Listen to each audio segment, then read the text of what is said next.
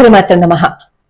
వెంకటేశ్వర స్వామి వారి గురించి తెలుసుకోవాలి అంటే జోలకంటి సుబ్రహ్మణ్యం గారి పుస్తకాలు హరికొలువు, సిరికొలువు, అలాగే ఆనంద నిలయము, పివిఆర్కే ప్రసాద్ గారు రాసిన పుస్తకాలు ఇవి గనక పట్టుకుంటే ఇంచుంచు వెంకటేశ్వర స్వామి వారి గురించి మనకి తెలిసిపోతుంది అనమాట.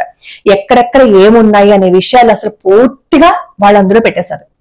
వాళ్ళిద్దరికీ మనం ఎప్పటికీ రుణపడి ఉండాలి. ఎందుకంటే ఎన్నో సంవత్సరాలు దాని మీద పరిశోధన చేస్తే గాని తెలియని ఎన్నో విషయాలని వాళ్ళ పుస్తకాల్లో పొందుపరిచేశారనమాట.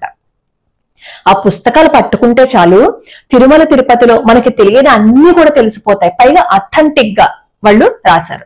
నేను ఆ రెండు పుస్తకాలు ఆధారంగాను నాకు ఇది వరకు తిరుమల తిరుపతి దేవస్థానంతో ఉన్న అనుబంధము ఇవన్నీ కలిపే నేను స్వామివారి గురించి ఏం చెప్పినా కూడా వాటిని ప్రామాణికంగా తీసుకుని చెప్తున్నాను.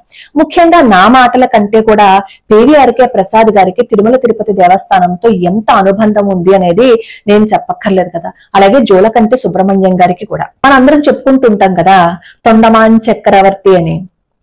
ముందు ఈ రోజు ఎపిసోడ్ లో తొండమాన్ చక్రవర్తి ఎవరు, అలాగే అక్కడ ఉన్న విగ్రహం అసలు ఎవరిది, ఆ రెండు ఈ రోజు ఈ వీడియోలో తెలుసుకుందాం. తొండమాన్ చక్రవర్తి శ్రీవారి ఆలయాన్ని కట్టించారు, కానీ అది కాలగర్భంలో కలిసిపోయింది. 28వ కలియుగంలోనే అది కట్టించినా ఆ కట్టడం ఇప్పటికి లభ్యం అవ్వలేదు కాబట్టి అది పురాణ కట్టడంగానే మిగిలిపోయింది. స్వామివారి గురించి తెలుసుకోవాలి అనన్నా, ఆ బేరాలు వాటన్నిటి గురించి తెలుసుకోవాలి అన్నా మనకి ఆధారాలు ఏంటి? పురాణాలు, ప్రాచీన సాహిత్యము, అక్కడ ఉన్న శిలా శాసనాలు. 12 పురాణాల్లోనూ వెంకటేశ్వర స్వామి వారికి సంబంధించి అన్ని ఉన్నాయి. పురాణాల తర్వాత తమిళ సాహిత్యంలో వెంకటేశ్వర స్వామి వారి గురించి ఉందన్నమాట. తమిళ సాహిత్యంలో కూడా ఒక జైనుడు రాసిన తమిళ గ్రంథంలో ఏముంటుంది అంటే ఇప్పుడు ఉన్న వెంకటాచలం ఏదైతే ఉందో అప్పట్లో ఆయన వర్ణించింది అనమాట. 2వ శతాబ్దంలో ఆయన వర్ణించి చెప్పారు. స్వామి వారికి శంకు చక్రాలు అన్ని ఉన్నాయని, అక్కడ సెలయేళ్లు తీర్థాలన్నీ ఉన్నాయని చెప్పి ఆయన గ్రంథాల్లో వర్ణించి రాసున్నాయన్నమాట. అలాగే సామావై శక్తి వికటన్ భార్య పల్లవరాజు యొక్క భార్య కూడా భోగ శ్రీనివాసుడి యొక్క మూర్తిని తిరుమలలో సమర్పించారు. ఆ భోగ శ్రీనివాస్ యొక్క మూర్తిని సామావై అక్కడ సమర్పించడానికి కారణం ఎవరు అంటే యమునాచార్యులు స్వామి వారికి పుష్ప కైంకర్యం చేస్తూ ఉండేవారు.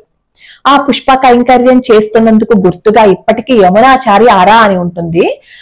తరువాత తిరుమల నమ్మిని ఆయనేమో తిరుమలకి రప్పించుకుని ఆయన చేత కూడా అక్కడ పుష్ప కైంకర్యాన్ని చేయించారనమాట. మనం తిరుమల నంబి ఇవన్నీ మనం నెమ్మదిగా తెలుసుకుందాం. వీళ్ళ తర్వాతే కదా రామానుజాచార్యుల వారు వచ్చారు. అంటే పురాతన కాలం నుంచి కూడా ఈ వైష్ణవ సంప్రదాయం అక్కడ ఉంది. మరి ఇప్పుడు చూస్తున్న ఈ శంకు చక్రాలు స్వామివారి యొక్క రూపానికి లేవు, అవి ఎవరైనా పెట్టినవా, నిజంగానే స్వామివారికి ఉన్నాయా అని అనుమానం వస్తుంది. అది కూడా తొందరలోనే మనం తెలుసుకుందాం. ఈ రోజు ఈ వీడియోలో తొండమాన్ చక్రవర్తి గురించి తెలుసుకుందాం. అసలు 3వ శతాబ్దం అంటే నేను మీకు అర్థమయ్యేటట్టు చెప్పాలి అంటే క్రీస్తు పూర్వము అని చెప్తేనే మీకు అర్థం అవుతుంది. సామాన్య శకము అన్నా విక్రమాంక శకము అన్నా అర్థం అవదు. కాబట్టి అప్పటికి ఇంకా క్రీస్తు పుట్టలేదు. క్రీస్తు పుట్టక ముందే 3వ శతాబ్దంలో అక్కడ స్వామివారి యొక్క మూర్తిని చూశారు అని, అప్పుడు ఆటవికులు స్వామివారిని పూజించేవారని, అప్పుడు ఏం నిర్మాణము లేకుండా చెట్టు కింద స్వామివారి యొక్క విగ్రహం ఉంటే ఆ విగ్రహానికి పూజలు చేసేవారట.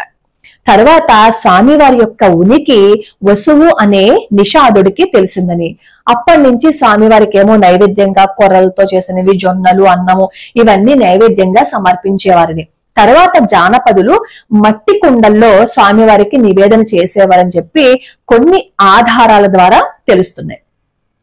అసలు ఈ మట్టి కుండతో స్వామివారికి ఎందుకు నైవేద్యం సమర్పిస్తాడు? ఓడు నైవేద్యము అని చెప్పి అంటారు కదా, ఆ ఓడు నైవేద్యం గురించి ఇప్పుడు తెలుసుకుందాం. తొండమాన్ చక్రవర్తి స్వామివారికి అంతరింగిక భక్తుడు అనమాట. అంటే స్వామివారితో మాట్లాడుతూ ఆయన కాలాన్ని గడిపేస్తూ ఉండేవారు.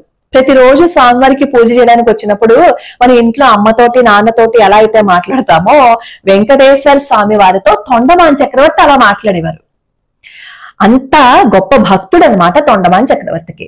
అంత గొప్ప భక్తుడికి కూడా కాస్త గర్వము, కాస్త అభిమానం వచ్చాయి. అదేంటంటే తను రోజు వెంకటేశ్వర స్వామి వారికి బంగారు పూలతో పూజ చేయటం వల్ల అది చూడడానికి బ్రహ్మాది దేవతలు కూడా తల వంచి వస్తారు అని ఒక చిన్న గర్వం వచ్చింది. ప్రతిరోజు ఈ తొండమాన్ చక్రవర్తి ఏం చేసేవారు అంటే బంగారు పూలతో స్వామివారికి పూజ చేస్తూ ఉండేవారు. అలాగే పూజ చేయడానికి ఒక రోజు వచ్చినప్పుడు ఈ పువ్వులన్నీ పక్కకి జరిపేసి ఎవరో అక్కడ మట్టి పూలతోటి పూజ చేసినట్లుగా అనిపిస్తుంది. అలాగే స్వామివారి పాదాలకేమో కాస్త మట్టి అంటుకుని ఉంటుంది.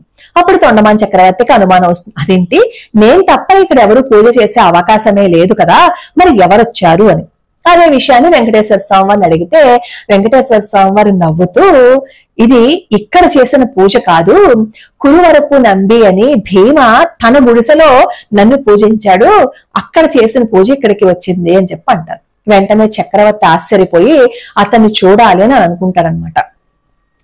ఈ తొండమాన్ చక్రవర్తి ఈ భీమ దగ్గరికి వెళ్తారు. వెళ్ళేటప్పటికేమో అక్కడ పరిసర ప్రాంతాల్లో అన్ని కొండలు అవన్నీ కనిపిస్తాయి. అక్కడ గుడిసె ఉంటుందన్నమాట. ఆ గుడిసె దగ్గరికి వెళ్లి పిలిస్తే ఎవరు రారు. అప్పుడు ఇలా తల వంచి లోపలికి వెళ్దాము అని అనుకునేటప్పటికి ఈ కిరీటం ఏమైపోతుందంటే కింద పడుతుంది. ఆ శబ్దానికి లోపల పూజ చేసుకుంటున్న భీమ బయటికి వస్తాడు. వచ్చి రాజుగారిని చూసి చాలా ఆశ్చర్యంతో లోపలికి తీసుకువెళ్తాడు. తీసుకువెళ్తే అక్కడ ఈ తొండమాన్ చక్రవర్తి ఈ కురువరపు నంబి చేస్తున్న పూజను చూస్తారు. అక్కడ భీమ ఒక చెక్క వెంకటేశ్వర స్వామి వారికి పూజ చేస్తారు. ఆ పూజ కూడా ఎలా ఉంటుంది, మట్టి పూలు తులసి దళాలతో చేస్తున్నట్టు కనిపిస్తుంది. నేనేమో బంగారపు పుష్పాలతో చేశాను కదా అని అనుకుంటారు అక్కడ తొండమాన్ చక్రవర్తి. అప్పుడు జరిగిన విషయాన్ని ఆ భీమకి చెప్తారు తొండమాన్ చక్రవర్తి, తను ఎందుకు వచ్చారు అనేది. ఇంకా భీమ ఆనందపడిపోతాడు.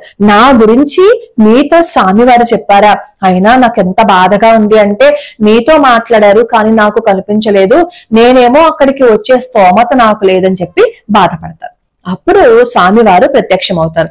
ప్రత్యక్షమయ్యి, భీమా నాకు ఆకలి వేస్తోంది, తినడానికి ఏమైనా ఉందా అని చెప్పి అడుగుతారు. వెంటనే భీమ ఏం చేస్తారు తెలుసా, అక్కడ జొన్నలు ఉంటాయన్నమాట. గబగబా జొన్నలు వేయించేసి జొన్న సంకటిని తయారు చేసి, మరి స్వామివారికి ప్రసాదం నైవేద్యంగా సమర్పణ చేయాలి కదా, మరి పాత్ర కావాలి కదా, తన దగ్గర ఉన్నవి కొత్త కుండలు. అందుకని ఏం చేస్తారంటే ఒక కుండని పగలగొట్టేసి ఆ కుండ పెంకు ఉంటుంది కదా, అందులోనేమో సంకటి పోసి స్వామివారికి ఇస్తారు. స్వామివారు భీమ ఇచ్చిన ఆ జొన్న సంకటిని తీసుకుని ఈ భీమకి మోక్షాన్ని ప్రసాదిస్తారనమాట.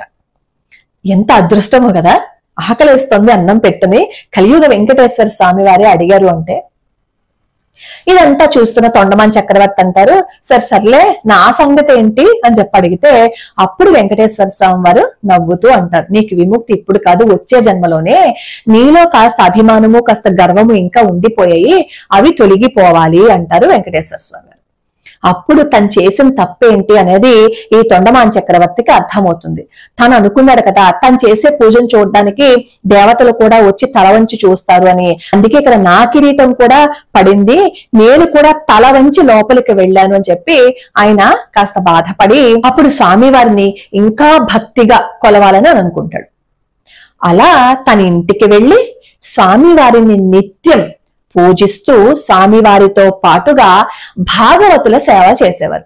ఎప్పుడైనా సరే భగవంతుడు ఎప్పుడు అనుగ్రహాన్ని ఇస్తాడో తెలుసా, తనకి సేవ చేసిన దానికంటే కూడా తన భక్తులకి సేవ చేస్తే ఆయనకి ఎక్కువ ఇష్టం అనమాట. కులశేఖర ఆళ్వారు కూడా అంతే కదా, భాగవతులు ఎవరైనా వస్తే భాగవతులకి సేవ చేసేదని అక్కడి నుంచి కదిలేవారు కాదు. అలా స్వామివారికి సేవ చేస్తూ ఈ చక్రవర్తి ముసలవాడు అయిపోతాడు. పూజ చేయడానికి కూడా శక్తి లేక, మంచం మీద నుంచి కూడా లేచే శక్తి లేక అలా ఉండిపోతాడు మంచం మీద.